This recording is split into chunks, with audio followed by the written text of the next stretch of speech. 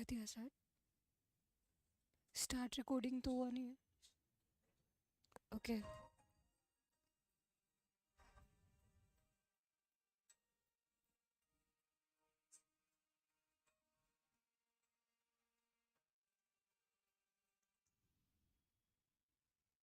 Hello everyone, welcome to PLUTUS IAS.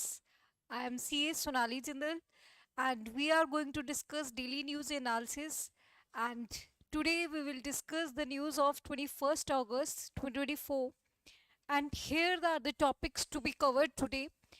And initially in the first minute I give you a list which are the topics to be covered, and you need to think about these topics as these are relevant for your exam. And in the video itself we also discuss how it can be asked in the prelims and mains examination, and try to basically cover your static portion main syllabus along with these discussions so that it will be more fruitful for you.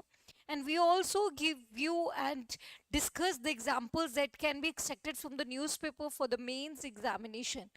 So first article, the most important discussion or debate is going on the lateral entry. As you know, UPSC has basically brought the application for the 45 post, but now it has been withdrawn by the central government. So we will discuss what are the benefits and basically disadvantages of the lateral entry. And thereafter, there has been a basically judgment on the subcategorization of the caste. So basically, we will discuss what is the subcategorization and what are the benefits and requirements of it, and what could be the possible challenges in solving it. And then there is an editorial on the ground plan for the sustainable mass employment, and there is another also editorial in the same newspaper that is asking about the basically there is a need of the long term reforms in the employment rather than the short term. And we will take these two editorials together to see how the employment can be created. And in fact, employment is specifically mentioned in your GS3 syllabus, and in recent 2023 mains they have already asked what is the problem in basically calculating or measuring the unemployment rate in India. Then there is an article as after the Kolkata rape case, the Kolkata government has reduced the working hours for the women, and that there is an editorial on this case like this is a very regressive move by reducing the basically working hours. Rather than just taking this step, what other reforms can be taken to deal with such type of situation, we will take see. And the recent partnership agreement between the India and Malaysia, we will see this. And in the recent past we have also seen the recent visit by the Malaysian PM to the India. That's why it was in news. And Malaysia is an important location, is at the geographical location is very important, it as it lies in the Pacific Ocean, and to be specific Indo-Pacific and the Southeast Asia. We will see what is the importance of it and what is being discussed in the articles. And thereafter, as the PDS shops are being renamed as the Jan Poshan Kendras, we will see how it can be used in the mains exam. And the new polio case has been seen in the Meghalaya. We will see the basically, although WHO has declared India as a polio free nation, but now the polio case has been seen. But it is being said that it is a vaccine driven polio rather than a wild polio. Then there is a article on the euthanasia. We will see whether it is allowed in India or not, and then we will see some of the example for the mains. I hope the topics that are important for today are clear to you. Let's come to the discussion. I have already told you, Center asked the UPSC to cancel the recent advertisement that has been come for the 45 posts to be filled through the lateral entry. And this article also says, like after black backlash, union government orders the cancellation of the lateral recruitment. You need to understand what is lateral entry. although you know like there is a basically criteria in the government, you reach to the higher positions through the promotion only, but through the lateral entry we are directly entering the private sector individuals at the higher positions, and this is called as the lateral entry. So from the private sector, if the individual is entering to the government at the higher position, this is called as lateral entry, and this recruitment is supposed to be happen by the UPSC only. And lateral entry, why it was required and what is the benefit of the lateral entry, you need to understand. Actually, there is a topic called civil services reforms. So basically, where it can be asked about the lateral entry, as in GS2 syllabus, civil services reforms is being given. So in that, they can ask what about lateral entry, whether lateral entry to be introduced in India or not, why it is required, and what are the basically disadvantages of it.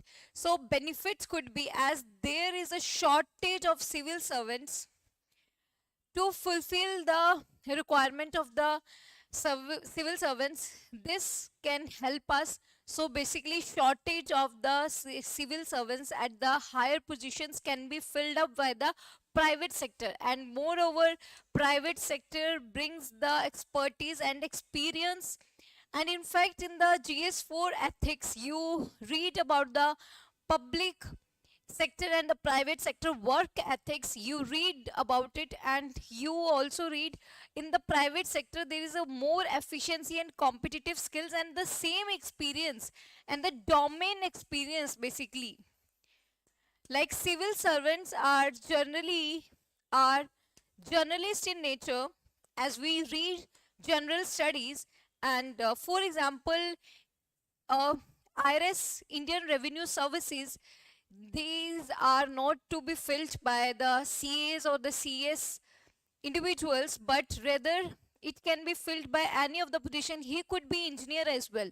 So bring more efficiency and domain expertise, what we can do is to bring the basically experienced CA chartered accountants into the Indian Revenue Services. So this way more efficiency can be brought into the governance as well. So these two basically can be filled up, the shortage and the domain expertise can be fulfilled in the public services.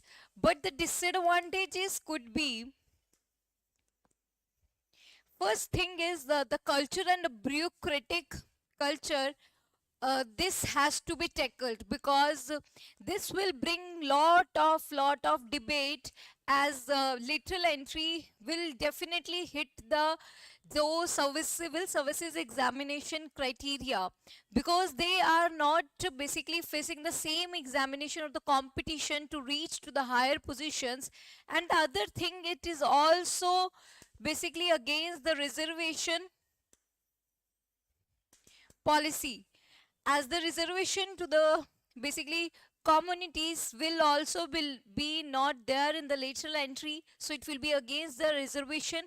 And the other thing, there could be a bias in the appointments, as there could be a basically back entry of the private individuals into the basically public sector. And moreover, those private sector individuals will have the short term goals. So they will not basically focus on the long term commitment to the public service, rather they will have a short term goal, because in the lateral entry they will be hired for 3 to 5 years. And moreover, they are not being sure of the bureaucratic culture, they will not be able to adjust to the that culture. This will be difficult for them, so there could be a bias in the appointments. I hope the discussion is clear to you, why this is in news, lateral entry, and where it can be asked, yes, to civil services reforms. And the other thing is, it the you need to prepare about the benefits and disadvantages. Next article says India and Malaysia elevated ties to the comprehensive strategic partnership. Basically, in 2010, India and Malaysia have signed the strategic partnership, but now it has been elevated to the comprehensive strategic partnership. And another article says it discusses the entry to the BRICS. So basically, if the Malaysia would enter to the BRICS, then it will be a win-win situation, as in the BRICS, no South Asian country is there, Southeast Asian country, Southeast Asian country entry, and Malaysia is also part of Asian countries. You need to read about the BRICS and Asian countries. You need to remember the 10 member nations of the Asian. And if this will add it to the basically BRICS, then it will, with this, India can mediate better with the Asian countries, and this is having a important location in the Indo-Pacific. And for the main, I would say the whole full-fledged question for the India-Malaysia relations, it's very difficult to come, but they can ask about the Asian. As the Malaysia was in news, there you can give the example with the Asian countries. India has recently signed a comprehensive strategic partnership with the Malaysia. So if the question comes on the India or Asian countries, there you need to prepare the map for the Asian countries. So for that you need to see, and in this you need to give the basically individual relationship with the member nations of the Asian. And also the question can come on the BRICS. There also you can use this news as saying India or the other nations want to broaden the BRICS members nations. And in this there is a discussion of basically involvement and the entry of the Malaysia. So I hope it is clear how the particular news can be used in the mains examination as a way forward, or the basically as a example. And India and Malaysia, they have signed comprehensive strategic partnership. This can come in the prelims examination as well. As the past, they have asked the free trade agreement between the nations. Next question, next slide says the government pilots the Jan Poshan Kendra ration shops get the nutritional makeover. Basically, in the GS3, food security is in your syllabus, and other thing is PDS is also given in the syllabus, and in GS2 hunger is given as a topic in the social justice. So in these all these this news can be used as an example how the government is basically moving forward to convert these PDS shops, ration shops into the Jan Poshan Kendras, because it is focusing on the nutritional requirement, because you must have heard there is a problem of hidden hunger. It means there is a basically micronutrient deficiency seen in the people, and that is why we need to focus on the Jan Poshan Kendras, and under this we are promoting the millets, protein requirements and the millets, and milk will also be provided. So this way we are basically expanding the PDS shops, and this can be given in the government steps taken for the hunger or the PDS shops, and they can ask about the reformative steps taken in the PDS. You can use this news. I hope where it can be used, it is clear to you. Next news says Supreme Court reservation verdict hartal by the Dalit Adivasi groups in the Kerala on August 21. Basically, this recent Supreme Court reservation verdict, which says we need to bring the subcategorization of the castes. You need to understand subcategorization in the context of the Supreme Court. It has defined further classification within the scheduled caste group based on the factors socio-economic status and the historical disadvantages. Basically, rather than just saying this is a scheduled caste, we need to classify them further so that the reservation benefits could go to the people which they require more. it was in news because in the Madiga community, that is the 50% of the SCs in Telangana has faced the challenges because due to the dominance by the Mala community, and in if you will relate it to the basically constitutional articles, because if it appears in the mains, there you have to mention about the articles like in which it can be used, and you need to give the reference like if the subcategorization needs to be brought, then where the amendments needs to be made. So in the Article 341 and 42, it grants a power to the President to notify SC and SC list to Parliament to create to this list. Basically, the first notification of the list is being made by the President, and it can be asked in the prelims exam as well. However, there is no explicit prohibition against the subcategorization. So as such, subcategorization is not being prohibited by the Constitution. Next developments, what was there, as the many states, Andhra Pradesh, Punjab, Haryana, they have tried to bring the subcategorization within the caste, but in the past, Supreme Court and the High Court has basically declared them invalid in the context that this power is not given to the state governments to subcategorize the scheduled caste, because the list has to be prepared by the presidents. But now the Supreme Court has said subcategorization can be done, and in fact we have discussed already. Justice Rohini committee has been made to bring the subcategorization within the OBC caste, but now the discussion is on the subcategorization within the scheduled caste. Now E.V. Chinha versus State of Andhra Pradesh. Under this basically judgment, it has emphasized that the Supreme Court list should be treated as a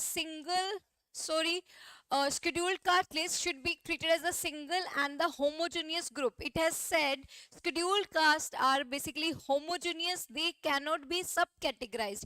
Earlier in 2020, it was the judgment, and basically president has the powers to create the scheduled caste list under the 341, and states cannot basically interfere or disturb it, including through the subclassification. But later in 2020, the Winder Singh case, it has said that basically 2004 decision needs a reconsideration.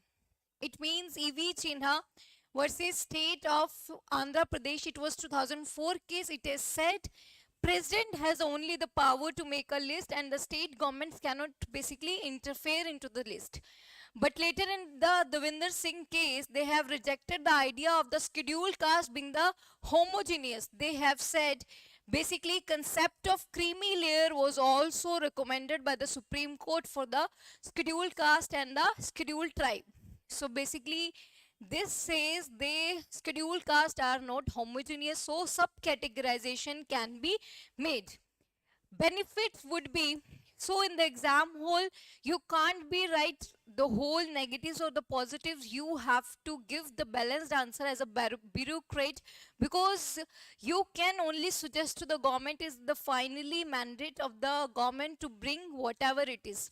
So benefit would be, first is the targeted policies, because the benefit of the schemes and the reservation could go to the people which require them most, and the fair representation can be done, and the empowerment and the recognition will be more, as within the scheduled caste there is basically more cultural differences between the caste as well, and the more identification and belongingness can be given to them. But what will be the problem there? Challenges would be it would create more social divisions, and exacerbating existing social tensions could be created with this, and identification within the basically caste and the verification will be difficult. So there will be complexities in the accurate identification. Obtaining the accurate and up-to-date data on the socio-economic status, it will be also difficult to obtain the data, and identification will be difficult, and it can bring the social tensions. and it can become basically politicization of case can happen, and it can become a populist, it can become the populist agenda, and on this it can affect the basically communal harmony. So observations made by the apex court, what could be the way forward? Reservation policy should be organic and evolving, not static. In this article it has been said that Supreme Court has said, as even in the newspaper we see the changing times, similarly basically we have to evolve the reservation policy can't be as old as 50 years old, so it needs to revive itself. So way forward could be policies need to address the specific needs of the subgroups without causing the fragmentation and weakening the collective strength. So meanwhile, we are basically maintaining the collective strength of the scheduled caste, but we also have to give the benefits to the people who require them. And criteria should be developed on which criteria basically sub classification will be done, and the data collection and analysis need to be done. The Justice Usha Mehta committee was set up in 2008. Report has recommended inclusion of the basically 341 article to be amended, and under this empowering the state legislatures to enact the reclassification of the scheduled caste category subject to presidential confirmation.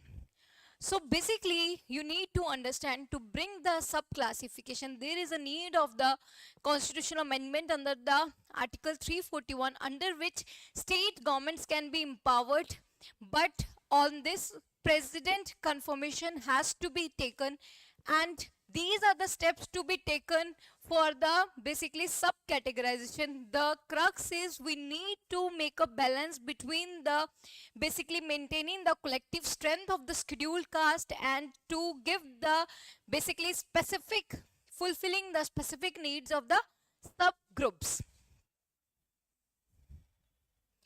Next article says, why the people afraid of stepping into the police stations, Madras High Court. This you can use in the police reforms. Like if the question comes on the criminal justice system, police reforms, as this is in syllabus in GS2, in this you can mention, like recently Madras High Court has asked why people are fearful of the stepping into the police stations. It means the colonial mindset of the police is need to be changed, and these need to become the friendly to the people to make them comfortable to go to the police for the registration of complaints. Next article says, what ails the Indian research papers? Poor quality or just bad grammar? This article highlights, although there are lot of research papers being written by the Indians, but still they are being rejected, and the idea and the problem is being highlighted that there are grammatical errors in the basically research papers, due to which Indian research papers can't be published or selected. For this we can use the AI, artificial intelligence. In the GS3 if the question comes the advantages or the benefits of the AI, there you can mention through AI we can remove the grammatical errors. There is basically one of the app Grammarly that removes the grammatical errors that can be used to basically bring the efficiency in the research papers. And if the question comes on why the India is basically back in the patent registration, or why there is a low R&D in India, there also you can mention about this, like there are enough research papers but they are being rejected on the poor grammatical errors.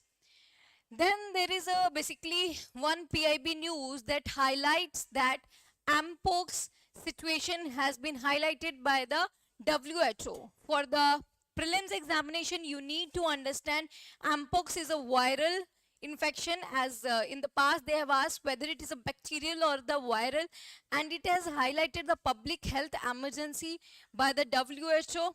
Later on, maybe news come more on it. We will see it later, but as of now, you need to understand the highlight created by the WHO, and it's a viral disease. Now, I have told you there are two editorials on the mass employment. As you know, there is a high unemployment rate in India, that is around 7%, and we need to work on the employment. For the employment creation, this article has given some of the suggestions. Before that, I would tell you the basically problems in the lack of the jobs. It has said the Citigroup Inc. highlighted the persistent job crisis, but RBI basically has given there are around creation of 109 million jobs, but you need to understand our labor force participation rate has said 1920 there has been already only increase of 4% points into the basically labor force participation rate. So there is a low labor force participation rate, and the bulk of job creation has been going to the agriculture and the self-employment. You need to understand around 46 to 48% of the population are employed in the agriculture, but there is a very low contribution to the GDP, that is only 19%. It means there is a disguised unemployment in the agriculture. And basically Manrega data also shows the 5.8 crore people are demanding the jobs already. It means there is a basically rural distress, and a share of manufacturing in the workforce has been declined from the 12.6 to the 11.4%. And the recent Delhi tragedy that has happened in the basically ORN, it has highlighted how the Indian youth is being relying on getting the government job because there is a lack of private sector jobs. What are the steps to be taken for the creation of employment? You need to understand. First step is begin from decentralized community action. We need to bring the community action for creating the employment. Secondly, we can create the initiatives for the health, education, skills and nutrition, because it has highlighted that only employment can not happen in isolation. For example, if we don't work on the education and the skilling part, then employment cannot happen. As the Narayan Murthy has said, only 20% of the engineers are actually employable. So third initiatives need to be taken. There is a need of the basically need-based vocational courses so that the gap between industry and academia can be bridged. And if we see at the numbers, only 2.98% of the formal skilling is being given in India as per NSSO, whereas in South Korea it is around 99%. Next step can be taken, create the community cadres of the caregivers. For example, if the community cadre of the caregivers can be created, then the women participation can be increased because they will be able to work without the fear, as the crutches will be available for their kids. Then invest in the industrial training institutions, polytechniques as the hubs in the skill development for the feeder schools. Seventh step can be taken, introduce the enterprise and the startup skills through the professionals in the high schools. Basically, as the entrepreneurship is the important factor of production, so to basically boost the self-employment and to create the private sector jobs, our basically youth needs to be encouraged, and for this professionals can be introduced into the high school so that they can build up the startup skills of our youth. So this is a good step can be taken. Eighth, co-sharing model of the enterpriseship can be brought. So basically, rather than just one company to give their apprenticeship to a person, co-sharing model can be brought so that 2 to 3 companies basically hire a basically trainee and they will share the expense of it, so that in future that person can be employed in any of the three. So co-sharing model can be brought, and this way we can share the cost. Ninth, streamline the working capital loans for the women-led enterprises, because they face the problem in the working capital management.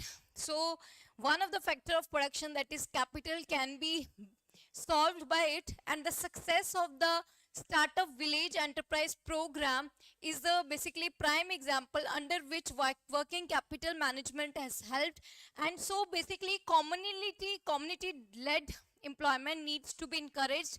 We need to bring the startup skills, and for this professionals can be added.